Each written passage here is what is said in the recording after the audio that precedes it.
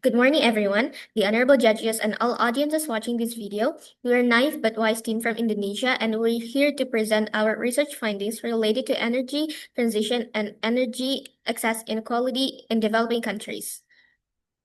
In 2024, our planet reached a critical point. It was recorded as the hottest year in the last 125,000 years. This fact highlights the urgent need to transition away from fossil fuels toward renewable energy sources. Our research focused on three main points. First, we look at how income level affect the growth of energy access. Second, we examine the economic impact on electricity access and renewable energy use. And third, we identified what drive high access in developed countries and what strategies developing countries can adopt. We can see in the graphic that there is a progress and persistent inequality. High and upper middle income countries have maintained almost full access to both electricity and clean energy. In contrast, middle and low income countries experience slower progress and even brief declines, mainly due to economic crisis. Interestingly, clean energy access appears more stable and resilient compared to electricity access. So, we can conclude that access to clean energy and electricity still shows that a clear gap between developed and developing countries. Looking at the chart, access to electricity versus clean fuels, top and bottom 20 countries, we can see a clear contrast between high-income and low-income countries. First of all, the situation in high-income countries like Australia, Austria, and Italy shows that both electricity and clean fuels access are almost 100%. This means most people already have stable electricity and use clean energy for cooking. It reflects strong infrastructure and effective energy policies. Meanwhile, in low-income countries like South Sudan and Chad, electricity access is often below 50%, and clean fuels access is even lower, sometimes under 10%.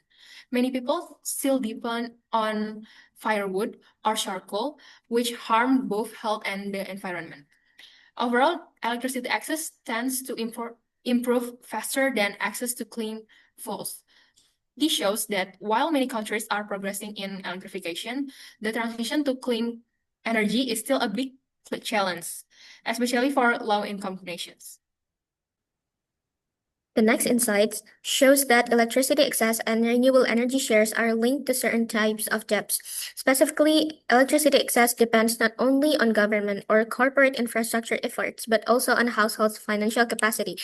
This means those with greater access to credit are more likely to invest in electrification and also connectivity improvements. In contrast, debt composition negatively relates to renewable energy share, meaning higher public and corporate debt often goes to fossil fuel projects instead of renewables. So, while debt can improve overall energy access, it doesn't necessarily support cleaner transitions unless it really focused on sustainable investments. Then, how can developing countries catch up in clean energy access? Based on the correlation metric, we can see that first, the correlation between clean fuel access and electricity access about 86%. This is considered a high correlation, meaning that countries with a wider electricity coverage tend to have better access to clean fuels. Second, correlation between clean fuel access and urban population is 74%, categories as high. This suggests that urbanization makes it easier for people to obtain energy because cities generally have stronger infrastructure and policy support. Next, the correlation between clean fuel access and income per capita is 56%, categorized as moderate. This indicates that income is not the dominant factor driving access to clean energy. When we look at electricity consumption, the correlation with urban population is 68%, while with income per capita is 49%. So, electricity consumption is more influenced by urbanization than by income level. Urban growth tends to increase energy demand faster than income growth alone. Subsequently, from the research finding, it can be concluded that clean fuel access has grown more steadily than electrification, yet global energy needs to remain unmet. Then, despite near universal electricity access, developed countries still rely on conventional fuels, reflecting a slow transition toward cleaner research and persistent inequalities influenced by household financial capacity. To achieve sustainable and clean energy, we recommend that countries align their electrification electrification policies with SDG 7 so that everyone can access affordable and reliable energy. They also need to develop a renewable sector such as solar, wind, and hydro to create green jobs, reduce energy import, and strengthen the local economy. Clean energy goals should be integrated into national and macroeconomic strategies by providing tax incentive for industries that lower emissions and improve efficiency.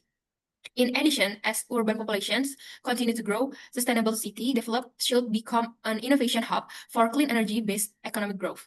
As the last part of our presentation, here are the ethical considerations and reference that help us complete our analysis.